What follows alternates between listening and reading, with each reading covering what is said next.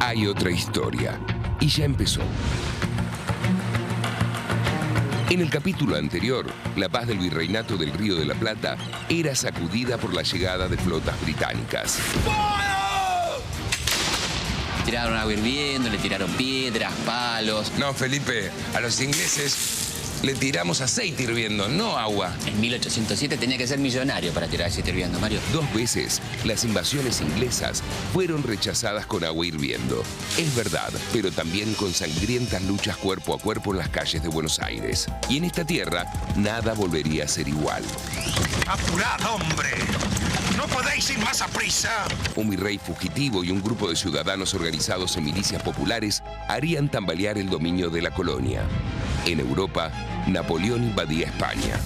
En América, había llegado el momento de actuar. Estoy de acuerdo con el señor Castelli. ¿Es ahora o nunca? Prudencia, señores, por favor. De pelear para que el poder pasara a manos de los americanos. De conseguir que las riquezas de estas tierras se quedaran de una vez por todas en estas tierras. ¡Que salga el virrey! ¡A ver, cisneros! ¡A ver, por cojones! ¡Escucha la voz del pueblo! En 2 vertiginosos días, el Cabildo de Buenos Aires va a deponer al nuevo virrey y nombrar a una junta integrada en su mayoría por criollos. Si el derecho de conquista pertenece al país conquistador, justo sería entonces que la España abandone las pretensiones que tiene de defenderse. Era el primer capítulo de la lucha por la independencia de un país que todavía no tenía nombre.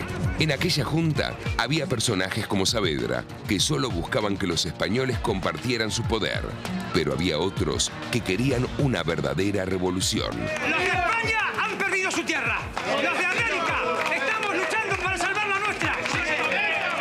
Convertir este suelo en un territorio de justicia y libertad para todos. Y así les fue. Mariano Moreno sería asesinado. Su cuerpo terminaría en las oscuras profundidades del Océano Atlántico. A Castelli y a Belgrano, sus 2 principales aliados, les iría apenas un poco mejor. Serían enviados al frente de misiones militares casi suicidas. Los revolucionarios de Mayo parecían derrotados. Pero esta historia continúa.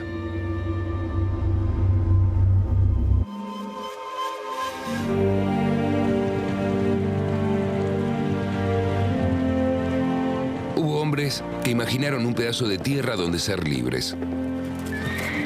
Sujetos capaces de todas las proezas, de todos los sueños. Hubo hombres que hoy son calles, monumentos, que son recuerdos y olvidos. Fue hace bastante tiempo, unos 200 años tal vez, pero siguen entre nosotros. Es hora de escucharlos hablar.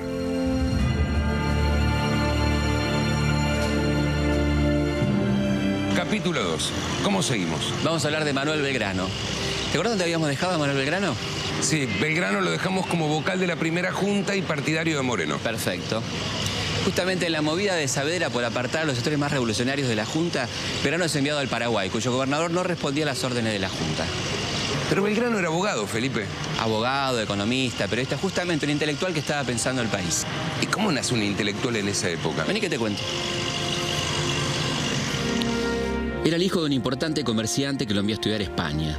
Estudió en Valladolid y Salamanca en plena Revolución Francesa y vivió intensamente el clima de ideas de la época. Acá funcionaba el consulado, un organismo dedicado a fomentar y controlar las actividades económicas del virreinato. El primer secretario del consulado iba a ser Manuel Belgrano. Y es curiosamente desde este lugar que comienza a difundir su pensamiento. Un pensamiento totalmente de avanzada para la época, ¿no? Imagínate, fomento de la industria, protección del mercado interno, igualdad de oportunidades entre el hombre y la mujer, y hasta una reforma agraria basada en la expropiación de tierras sin producir para repartirlas entre los indigentes. ¿Y alguien le daba bola? ¿En el consulado? Nadie. Cuando los ingleses toman Buenos Aires en 1806, Belgrano es el único funcionario que se rehúsa a jurar por la corona británica. Y durante los primeros meses del año 10, participa en las reuniones secretas de la jaunería de don Hipólito Vientos. Sí, lo tengo visto. ¡Ey, que no escape! ¡Miren cómo corren, cagones!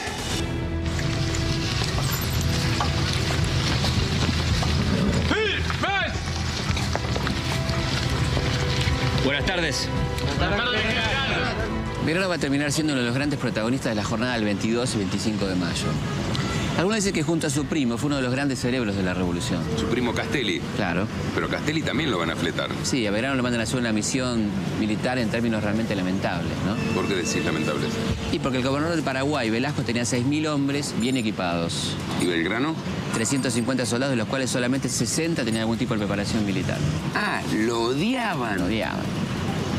Como se podía prever, la campaña del Paraguay es un fracaso. En diciembre de 1810, las tropas de Belgrano cruzan el Paraná y triunfan en la batalla de Campichuelo. Pero un mes después son derrotadas en Paraguarí. Y tras replegarse, su campamento de Tacuarí fue atacado y destruido.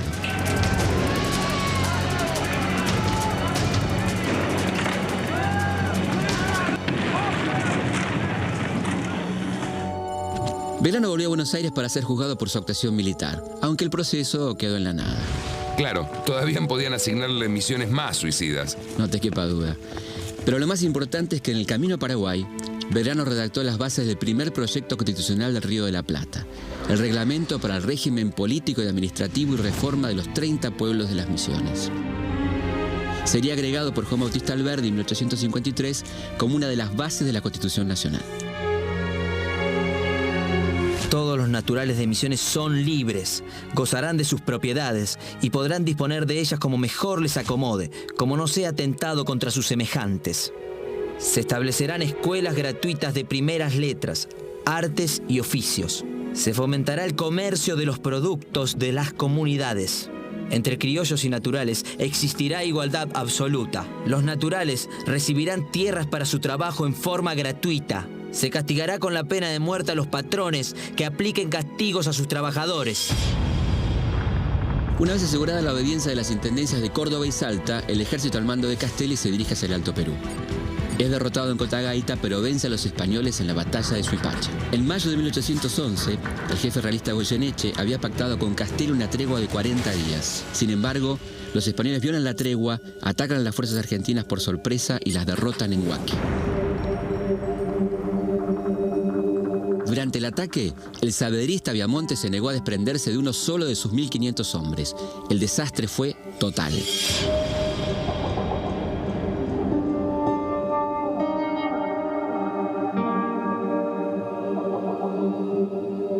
La Junta porteña mandó detener a Castelli y lo condujo a Buenos Aires para juzgarlo.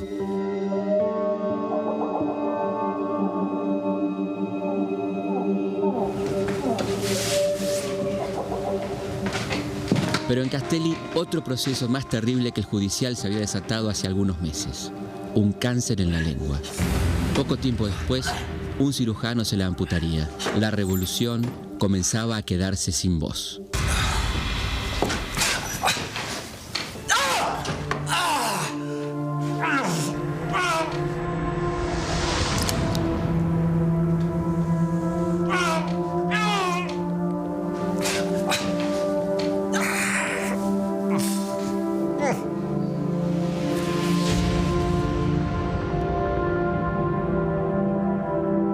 Juan José Castelli murió el 12 de octubre de 1812.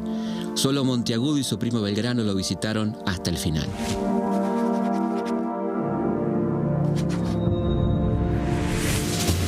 Qué tremendo lo de Castelli, ¿no? Tremendo.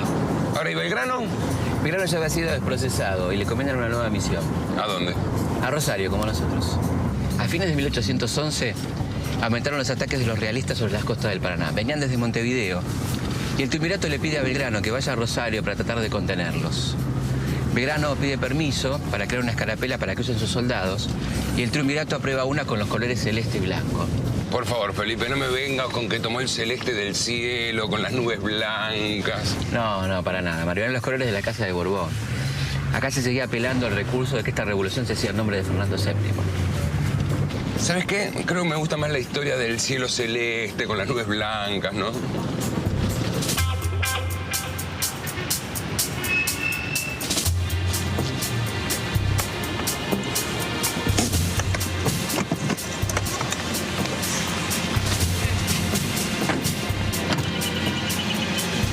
Belgrano hizo formar a su tropa frente a una bandera que había cosido una vecina de Rosario y ordena a sus oficiales y soldados jurarle fidelidad.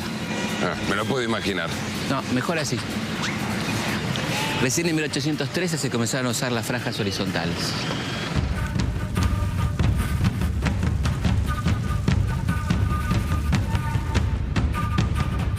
Acá se jura la bandera por primera vez, pero nunca me contaste qué opinó de todo esto Rivadavia y el triunvirato. Les pareció un acto de una osadía tremenda. Le obligan a guardar esa bandera y a seguir usando la española. ¿Nos vamos a casa? No, seguimos a Belgrano. ¿Y ahora a dónde va? A hacerse cargo del Ejército del Norte. Pues este tipo no tiene paz. Perdón, Felipe, ¿y el Ejército del Norte queda muy al norte? Muy al norte, Mario, en Jujuy. Muy al norte.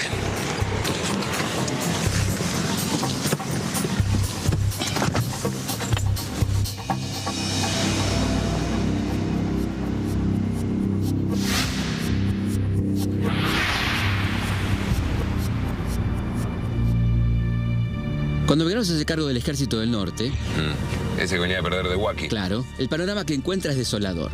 De los 1.500 soldados sobrevivientes, casi 500 estaban heridos o enfermos. Había 600 fusiles y 25 balas para cada uno. ¿Y del otro lado? Una fuerza de 3.000 hombres al mando del realista Pío Tristán. A esta altura ya no tenemos duda que en Buenos Aires a Belgrano lo odiaban. Qué increíble.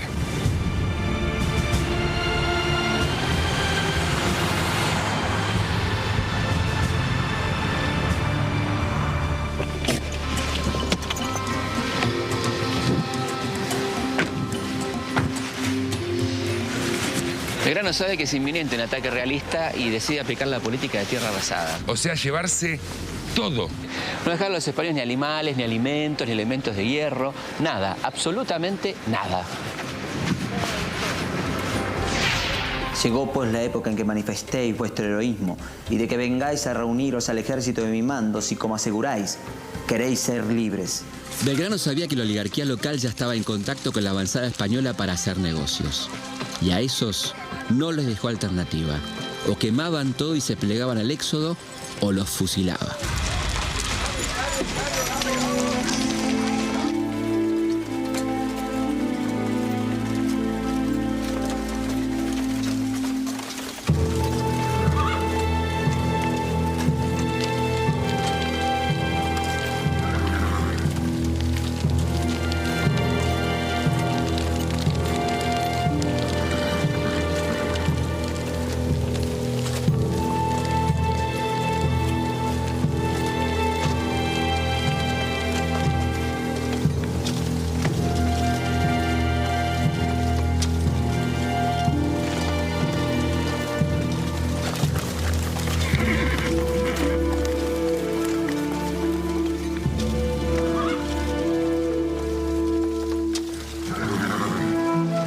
El resto de la población colaboró fervientemente, perdiendo lo poco que tenía, que para ellos era todo.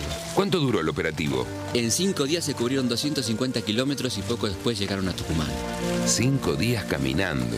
Llevando todo lo que podía ser transportado en carretas, mulas y caballos. Se cargaron muebles, se arreó el ganado en tropel, se quemaron las cosechas y los objetos que no podían ser transportados.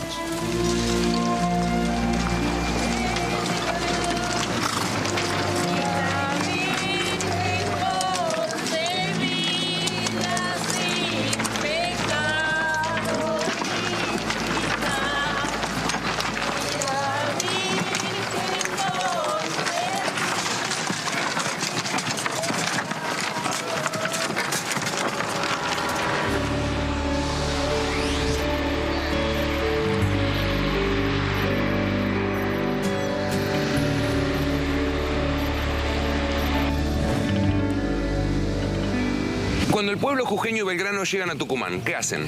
Y el pueblo tucumano le pide formalmente a Belgrano que se quede para enfrentar a los realistas. Y por primera y única vez, Belgrano desobedece a las autoridades que lo querían obligar a bajar a Montevideo para enfrentar a Artigas, ¿no? A Artigas lo odiaban más que a Belgrano. Sí, claro. La cuestión es que Belgrano, el 24 de septiembre de 1812, obtiene el importantísimo triunfo de Tucumán. El general realista Tristán se retira. Claro, porque el realista que huye sirve para otra pelea. Minga. Belgrano lo persigue hasta el norte y el 20 de febrero de 1813 obtiene el triunfo de Salta. ¿Lo reventó? Lo reventó. 500 realistas muertos. Ah, lo reventó. Claro.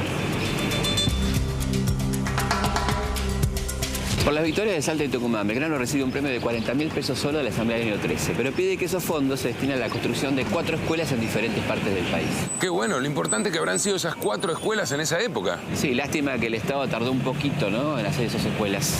El dinero donado se perdió durante décadas dentro de un lugar oscuro y tenebroso: la deuda pública de la provincia de Buenos Aires.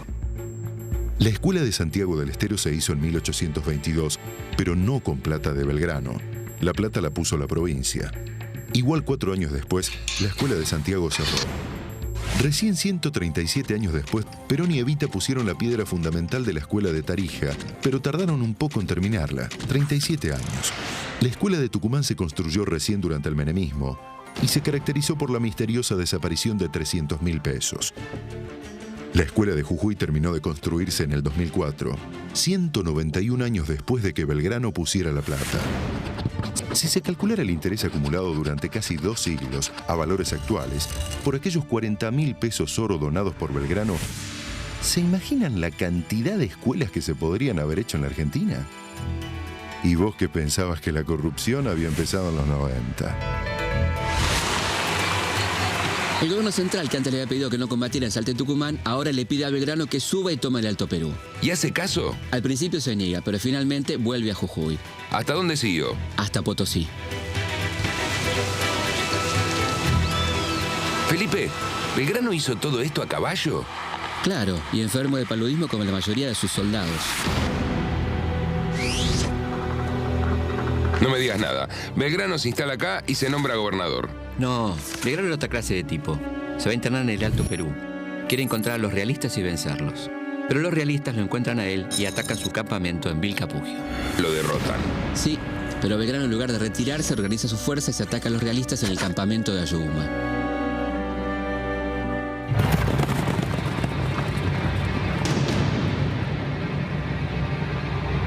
He sido completamente batido en las pampas de Ayohuma cuando más creía conseguir la victoria. Pero nada me arredará para servir, aunque sea en la clase de soldado, por la libertad e independencia de la patria. Con un puñado de sobrevivientes, Belgrano viaja hacia Tasto para entregarle el mando del Ejército del Norte a un militar de renombre que acababa de llegar de Europa.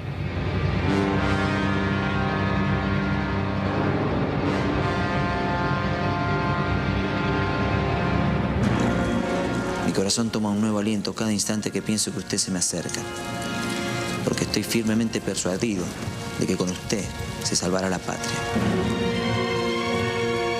Espero en usted un compañero que me ilustre, que me ayude y quien conozca en mí la sencillez de mi trato y la pureza de mis intenciones, que Dios sabe no se dirigen más que al bien general de la patria y a sacar a nuestros paisanos de la esclavitud en que vivían.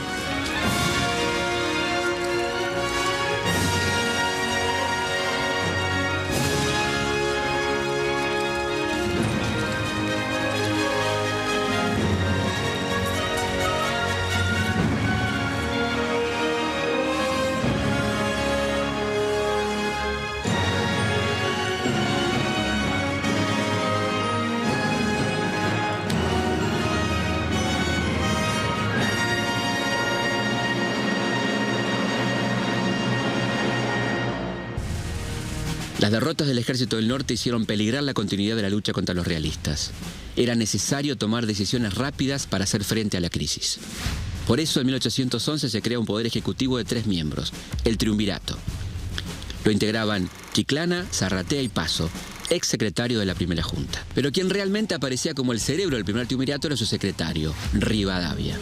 El accionar de Rivadavia fue generando una fuerte resistencia en los sectores más independentistas. Y en octubre de 1812, el primer Triunvirato fue derrocado por una asonada que incluyó al regimiento de granaderos creado por San Martín.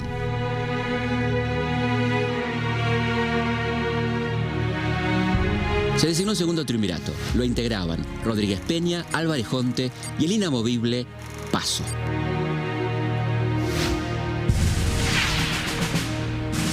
Y este es el consulado donde trabajaba Belgrano. Y unos años después, en 1813, va a funcionar la Asamblea Constituyente, el principal logro del segundo Triunvirato. La famosa asamblea del año 13. Claro. ¿Entramos?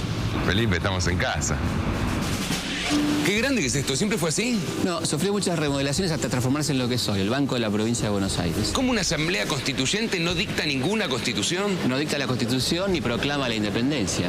Lo que pasa es que Alvear se ocupó de que esas cosas no pasaran, ¿no? ¿Pero Alvear no era del palo de San Martín? Sí, pero la gente cambia, Mario. Lo que sí hace la asamblea es abolir los elementos de tortura y proclamar la libertad de vientres. O sea, a partir de ese momento los hijos de esclavos iban a ser libres. Efectivamente. ¿Y qué más hizo? Bueno, aprobó los símbolos patrios que habían sido desechados por el primer triunvirato, como la escarapela, el escudo, la bandera, el himno nacional, que paradójicamente exaltaba la independencia. Con la excusa de la amenaza exterior, la asamblea dominada por Alvear queda en poder ejecutivo unipersonal, el directorio. ¿Qué lo asume Alvear? No, lo nombran al tío, Posadas, que pronto renuncia y le deja lugar a Alvear, ¿no? Y ahí todo queda en familia. Sí, pero la impopularidad del directorio es absoluta, ¿no? ¿Y Belgrano mientras qué está haciendo? Había mandado a Europa con Rivadavia para tratar de conseguir el reconocimiento de las potencias europeas a la independencia argentina. Increíble. A Belgrano si lo podía mandar a Saturno, lo mandaban a Saturno. Sí, igual no te preocupes que pronto se va a encontrar con algo de otro planeta, ¿no? ¿Qué pasó? Cuando llega a Río de Janeiro se entrevista con el embajador inglés y ahí se encuentra con Manuel García, un enviado de Alvear que aportaba un documento muy elocuente. Estas provincias desean pertenecer a la Gran Bretaña, recibir sus leyes, obedecer a su gobierno y vivir bajo su influjo poderoso. Ellas se abandonan sin condición alguna a la generosidad y buena fe del pueblo inglés. Cuando la noticia llega a Río de la Plata, la situación de Alvear se complica. Y Alvear reacciona implantando una censura, persiguiendo a los opositores, inclusive implantando la pena de muerte para los opositores. Hasta que las fuerzas que había mandado para combatir Artigas, al mando de Álvarez Thomas, se sublevan en Fontezuelas. Así termina el directorio de Alvear y el sueño del protectorado inglés en el Río de la Plata. ¿Y que Alvear se va así nomás a su casa? No. Lo embarcan a Río para evitar los escraches que por aquel entonces pueden incluir el fusilamiento, ¿no? Apenas llega a Río, se entrevista con el embajador español Villalba. No me digas nada, para explicarle ese chistecito que habían hecho con la independencia. Sí, no solo eso.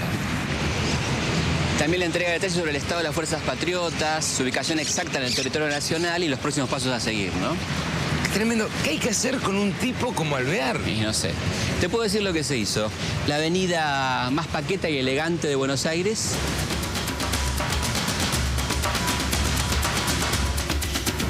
Y el monumento más caro de Buenos Aires.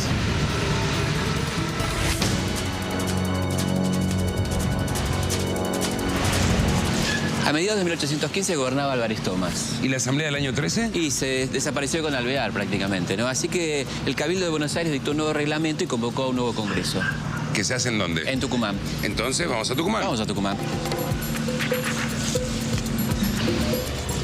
Todos los ciudadanos iban a elegir diputados, uno cada 15.000 habitantes. Pero esto favorecía a Buenos Aires. Mientras Buenos Aires va a tener 7 diputados, Jujuy, por ejemplo, va a tener uno solo. ¿Y quiénes eran estos diputados? Y la mitad abogados y la otra mitad sacerdotes. ¡Qué destino! El Congreso comenzó a sesionar en la casa de doña Francisca Bazán de Laguna, en la calle del Rey, al sur de la plaza. Las sesiones comenzaron un 24 de marzo. Un 24 de marzo. Pero por aquel entonces esa fecha no tenía la connotación tan nefasta que tiene hoy en día, ¿no? ¿Cómo te imaginas el lugar donde se declaró la independencia? Y me imagino que es un salón grande, lujoso. Bueno, era así. ¡Wow! Los manuales de historia deforman más que la televisión. Es re chiquito. ¿Y sí? Lo que más tiempo va a llevar a los congresales es discutir la forma de gobierno. El único sistema republicano que quedaba en pie era los Estados Unidos. Había muchos que querían coronar un monarca y se barajaban las más diversas hipótesis. ¿Belgrano ya había vuelto? Llegó justo para aprenderse en esta discusión. Él también quería coronar un rey y establecer una monarquía parlamentaria, pero no cualquier rey. Semejante a la existente en algunos estados europeos. Y se haría justicia si se ocupara el trono a un representante de la casa de los incas. Sí. Señores, dejen hablar al congresal Belgrano. Señores. ¿Y qué pasó? El proyecto de Belgrano es apoyado por San Martín y por Güemes, pero resistido por los diputados más conservadores del Congreso, principalmente los de Buenos Aires. Los días pasaban y la discusión sobre la forma de gobierno prometía dejar sin tratar lo más importante. Pueyrredón, que había sido nombrado director supremo por el Congreso, regresó a Tucumán y apuró a los diputados para que declarasen de una vez por todas la independencia. El martes 9 de julio de 1816, a las 2 de la tarde, los diputados del Congreso comenzaron a sesionar. A pedido del diputado por Jujuy, Sánchez de Bustamante, se trató el proyecto de deliberación sobre la libertad e independencia del país. El secretario Juan José Paso preguntó a los congresales. Señores, ¿Queréis que las provincias de la Unión sean una nación libre de los reyes de España y su metrópoli? ¡Sí, queremos! Todos los diputados aprobaron por aclamación la propuesta de Paso. El acta de la independencia declaraba: Declaramos solemnemente a la faz de la tierra que es voluntad unánime e indubitable de estas provincias romper los violentos vínculos que las ligaban a los reyes de España, recuperar los derechos de que fueron despojados e investirse del alto carácter de una nación libre e independiente del rey Fernando VII, sus sucesores y metrópoli. Don Manuel Belgrano, juráis por estos santos evangelios desempeñaros con lealtad y patriotismo. Sí, juro.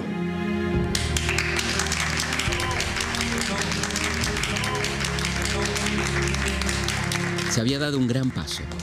Las provincias eran un territorio políticamente libre, pero España les había dejado una situación económica muy débil, y esto iba a llevar a que empezaran a depender de otras potencias europeas. En enero de 1820, el general Belgrano partió hacia su última misión, pacificar la provincia de Santa Fe. Pero a los pocos días, debió abandonar la comandancia y marchar a Buenos Aires. Estaba gravemente enfermo.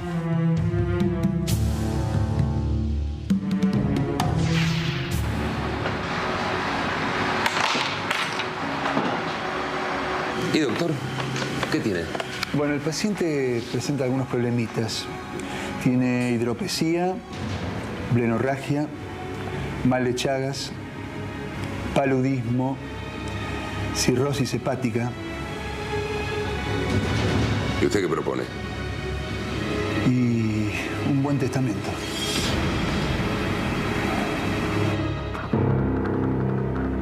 Ya en Buenos Aires, Belgrano le escribe al gobernador Zarratea exponiéndole su pésimo estado de salud y le acompaña una plantilla donde le detalla los sueldos adeudados por el Estado. Sumaban 13.000 pesos. Zarratea nunca le contestó.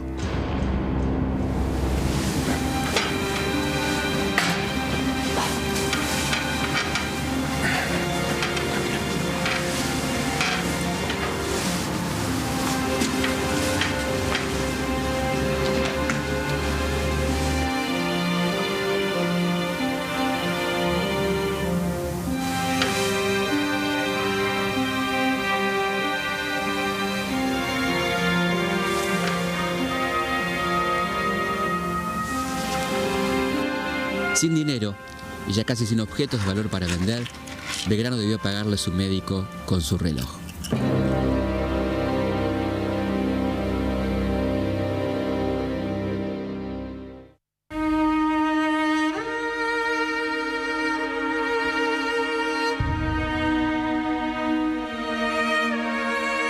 El 20 de junio de 1820 no fue un día más en Buenos Aires. En plena guerra civil y sin que nadie lo notara, moría Manuel Belgrano.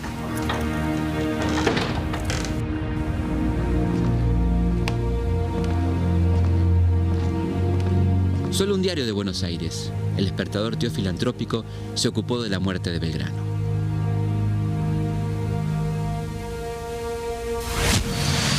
Y aquí fue enterrado Belgrano, en una lápida hecha con el lavatorio de mármol de la familia. Pero este mausoleo es de 1902. Claro, en ese año exhumaron los restos, los trasladaron a este monumento. Estaban presentes dos ministros de Roca, Joaquín B. González y Palo Richeri. ¿Sabés lo que hicieron? No, ni idea. Se llevaron de recuerdo los dientes de Belgrano.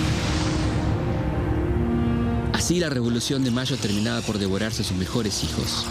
Belgrano, Castelli y Moreno habían sido derrotados por un poder oscuro y conservador que intentaba preservar los aspectos más arraigados del régimen colonial. Frente a él parecía quedar ahora un solo hombre, el general San Martín. ¿Y de dónde venía San Martín antes de llegar acá a Yatasto? Bueno, él había nacido en 1778 en Yapeyú, actual provincia de Corrientes, que por entonces integraba el territorio de las Misiones, ¿no? A los 5 años viaja con toda su familia a España y en 1789 ingresa como cadete en el regimiento de Murcia. Pero tenía 11 años. Sí, ya a los 13 libra su primer combate en la campaña de África, ¿no? En el sitio de Orán, en plena campaña expansionista del ejército español. Pero él ya a los 30 era teniente coronel y participa en la batalla de Bailén, donde derrotan a Napoleón y esto desata la ira del emperador, que lanza un ataque mortífero sobre Madrid de 300.000 hombres. Y ahí sí, San Martín viene a la Argentina. Primero pasa por Londres. ¿Por Londres? Por Londres. Vamos. ¿Para qué viene acá a Londres? Lo que pasa es que se entera de los movimientos revolucionarios en América y bueno, le picó el bichito, ¿no? Claro, la tierra de uno tira. Sí, aunque hay que decir que todo lo que sabemos de San Martín, por sus viajes, sus campañas, transcurrió en 10 años. 10 años vivió en Argentina. Todo lo que nosotros estudiamos en el colegio sobre San Martín pasa en 10 años nada más. Sí, solamente 5 son de su etapa adulta. Oh, mirá vos. En 1811 pide retiro del ejército español, que se lo da y le mantiene sus grados. ¿Y qué le dice a los españoles? ¿Que se va de vacaciones a Cuba? No, a Cuba no, le dice que se va a Lima, al Perú. Claro. Y como se iba a Lima, al Perú, viene acá. A Londres. Y vivió en esta casa durante casi 4 meses. Mirá vos, José de San Martín, de Liberator, 1778-1850. Soldado y estadista argentino, estuvo acá. Aguante de Liberator. Aguante. Bueno, la estadía de San Martín en Londres lo pone en contacto con las ideas liberales. Inclusive conoce a varios funcionarios del gobierno británico, porque seguramente fueron ellos los que le hicieron conocer el Plan Maitland. ¿Qué es el Plan Maitland? Un plan elaborado por un general escocés llamado Tomás Maitland, que proponía tomar Lima, Perú, el centro del bastión militar español, desde Chile. ¿Y San Martín lo va a cumplir tal cual? Lo va a tener muy en cuenta. No reconocerás por gobierno legítimo de tu patria, sino aquel elegido por la libre voluntad de los pueblos. Es acá en Londres donde San Martín va a tomar contacto con las sociedades secretas que tanto tuvieron que ver con la independencia de América. ¿En qué se parecían Winston Churchill y George Washington? Además de ser políticos y hablar en inglés. En que los dos eran masones. San Martín, el padre de nuestra patria, también. La masonería había nacido casi 1000 años antes en Europa, en el gremio de la construcción. Mason, en inglés, quiere decir albañil. Los constructores se agrupaban y se defendían de las tiranías de los reyes y de los señores feudales. Con el tiempo, la masonería se transformó en una sociedad secreta, iniciática y llena de simbolismos. San Martín había conocido a la masonería en España. Cuando viajó a Inglaterra se reunió con el venezolano Miranda y con todos los revolucionarios hispanoamericanos que planeaban ser libres, hermanos e iguales. Justo lo que predicaban los originales masones. Al llegar al Río de la Plata, San Martín y compañía fundaron la Logia Lautaro. La historia secreta de la liberación de América había comenzado.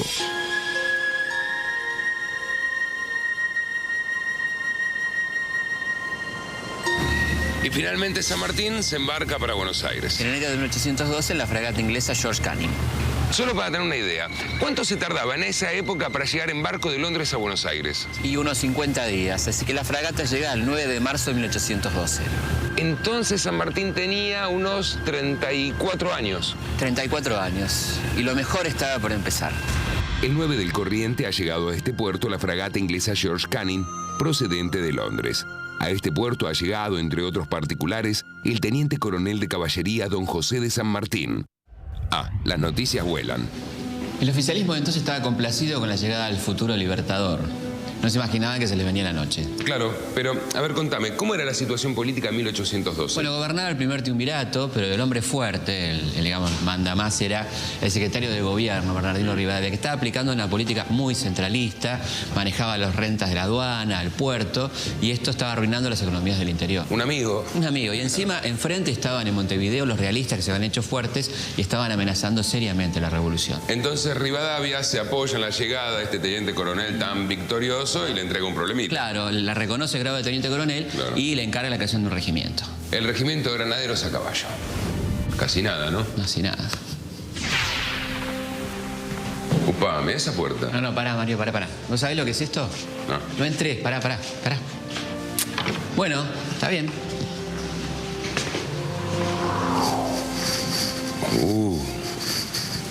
¿Y este lugar qué es? No, pará, Mario. Hay que irse de acá. ¿Sabes qué está por pasar acá? No. Van a venir a fundar la Logia de Caballeros Racionales, una sociedad masónica. Así que de acá hay que irse. Sí, claro. Uy, ¿y esto qué es? Ya están viniendo, vienen para acá, vamos. ¿Para quién está viniendo? Vamos.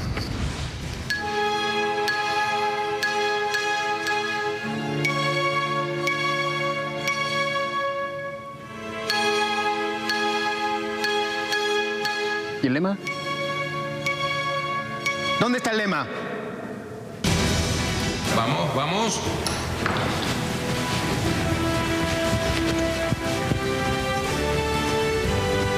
Dale, dale, dale, dale.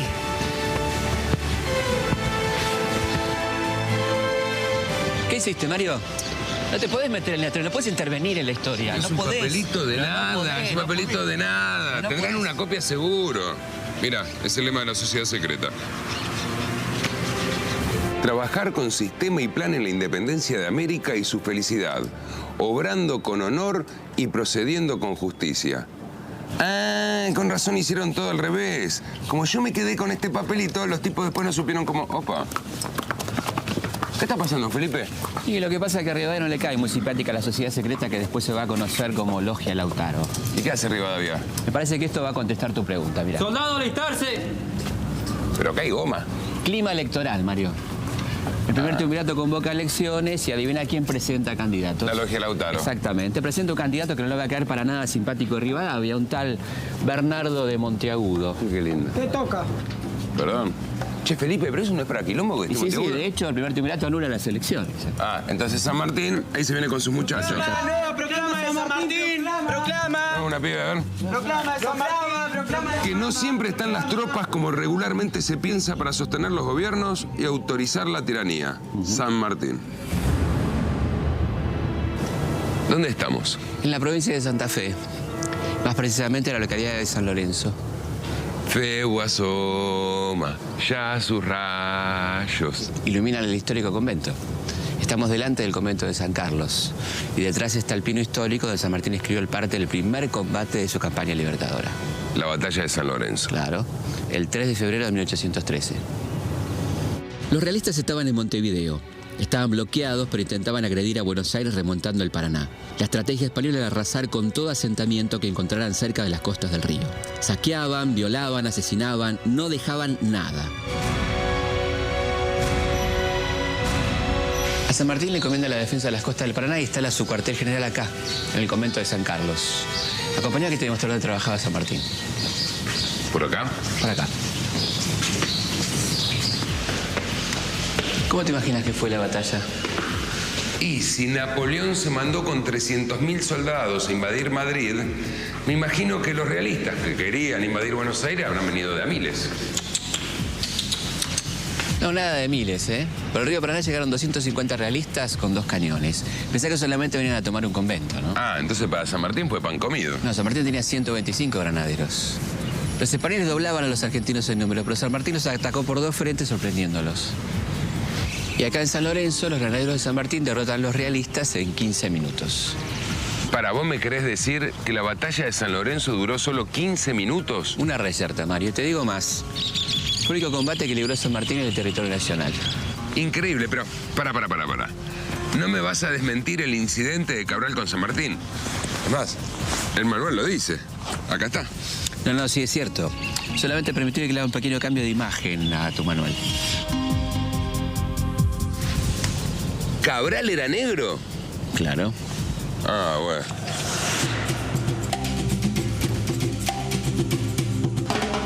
¿Hay más? Lo mejor está por comenzar.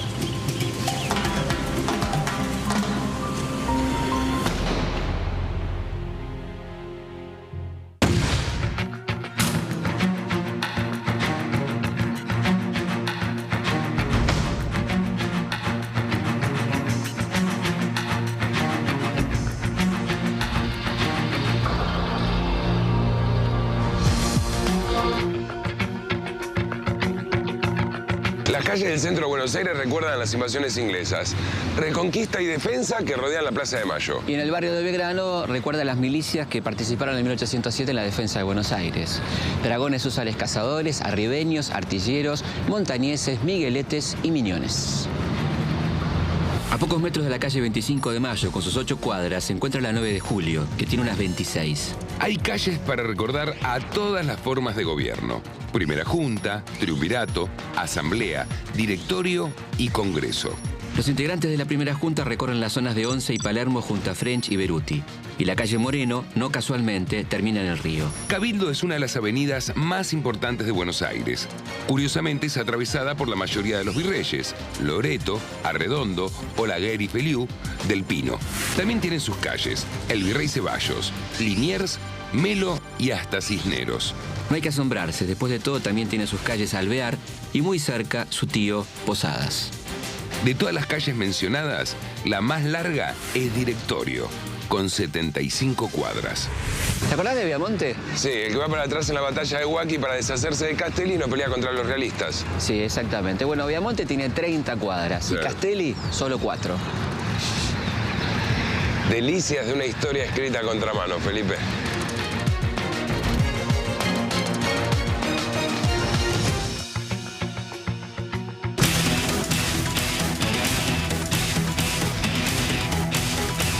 Estamos a punto de asistir a algunos de los emprendimientos más audaces de la historia del continente. San Martín va a enfrentarse a los enemigos más poderosos en las condiciones más adversas. Solo así podrá poner a salvo la llama de la Revolución de Mayo, que dejará en sus manos Manuel Belgrano, quien en esos tiempos decía: debemos arder los que nos llamamos americanos y comunicar nuestro fuego a cuantos nos rodean para incendiar al tirano y sus secuaces y conseguir nuestros derechos con la libertad de la patria. En armas estamos todos y llenos del santo furor que inspira la justicia de nuestra causa. No sobrevivamos si ella se pierde y nos sepultaremos gustosos entre sus ruinas antes que verla despedazada por la tiranía.